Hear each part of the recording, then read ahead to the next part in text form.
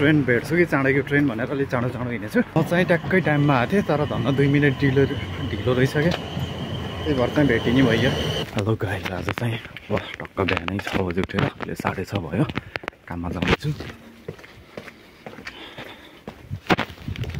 अब चाहिँ जानै आधी घन्टाभन्दा बढी लाग्छ। त्यसपछि गयो आधी घन्टाभन्दा बढी लाग्छ, अनि त्यही भएर अलिकति चाँडै जानु पऱ्यो नि त, ट्याक्क टाइममा जाने कुरा नि भएन।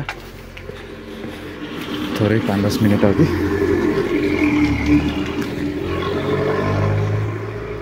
अब चाहिँ म ट्रेन स्टेसनतिर जाँदैछु। अनि गाइस, अहिले चाहिँ म काम सकेर रुममा फर्किँदैछु। ट्रेन अलिक चाँडै रहेछ भन्नाले ट्रेन भेट्छु कि चाँडैको ट्रेन भनेर अलिक चाँडो चाँडो हिँडेछु। अहिले चाहिँ म जाँदैछु, नत्र 10 मिनट पछिको त छ तँ नभेट्यो नि, त्यही पनि एकछिन अघिकोमा गइदिउँ न भनेर अलि चाँडै हिँडेर आएको। अहिले म जाँदैछु। म चाहिँ ट्याक्कै टाइममा आएको थिएँ, तर धन्न 2 मिनट ढिलो रहेछ क्या, त्यही भएर चाहिँ भेटिने भइयो।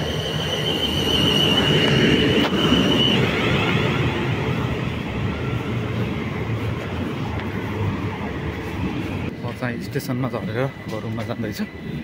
अलिअलि पानी परेको रहेछ।